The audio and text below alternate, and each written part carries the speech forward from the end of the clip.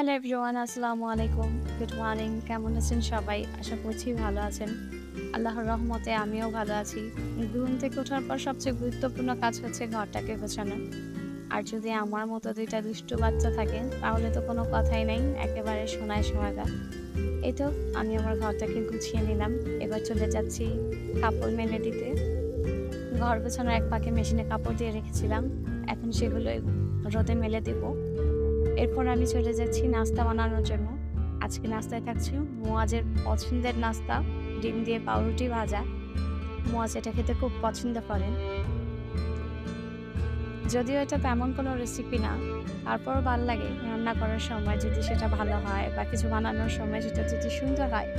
আর তাছাড়া প্রবাসীর বউ সবকিছুই ভিডিও করা লাগে।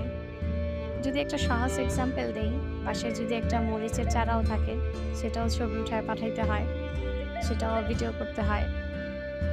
তো সেখান থেকেই মূলত ভিডিও করা। ১ম অবশ্য অনেক বেশি বোরিং হতাম যে সবকিছুই কি বিদেশ থেকে দেখা লাগে? সবকিছুরই ছবি লাগে? এখন অবশ্য আমার অভ্যাসে পরিণত হয়েছে।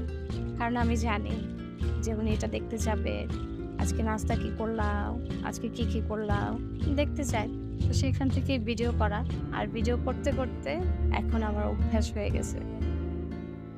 আর সেখান থেকেই মূলত মনে হচ্ছে শুধু ওনার সাথে কেন, আপনাদের সাথেও শেয়ার করি। আর তার জন্যই মূলত ইউটিউব চ্যানেলটা ক্রিয়েট করা। এই তো আমি নাস্তা বানানো শেষ করে দুপুরে রান্নায় চলে যাব। কেননা আজকে মুয়াজকে নিয়ে একটু বাহিরে বের হব। এই তো আজকে দুপুরের রান্নায় সিম্পল থাকছে গরুর মাংস আর একটু মাছ ভুনা।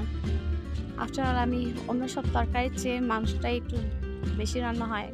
কারণ বাচ্চাদের নিয়ে অন্য সব তরকারি কাটা লাগে, ধোয়া লাগে, রান্না করা লাগে। আর মাংসের জন্য আমি বলব যে শুধু পেঁয়াজ কাটলেই চলে। এটা হচ্ছে কিছুটা সময় বাঁচানো। বাচ্চা নিয়ে ২ টো বাচ্চা একা হাতে হ্যান্ডেল করে রান্না করে খাওয়াটা অনেকটাই টাফ। এই তো আমি দুপুরে রান্না সেরে মুয়াজকে নিয়ে চলে গিয়েছিলাম তার চুল কাটাতে। মুয়াজ ১ম চুল কাটাতে এত বেশি প্যারা দিত, মানে ছোটবেলায় অনেক বেশি জ্বালাতো।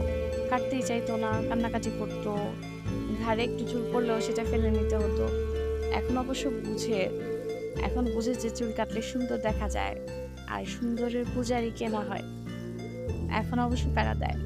এই তো যখন চুল কাটা শেষ হলো বাসায় আসলাম, গোসল করালাম, খাওয়ালাম, ঘুম পাড়ালাম। আর ঘুম থেকে ওঠার পর চলে ওদের দিয়ে সব ভাই-বোনদের মিলে হৈ হুল্লোড়।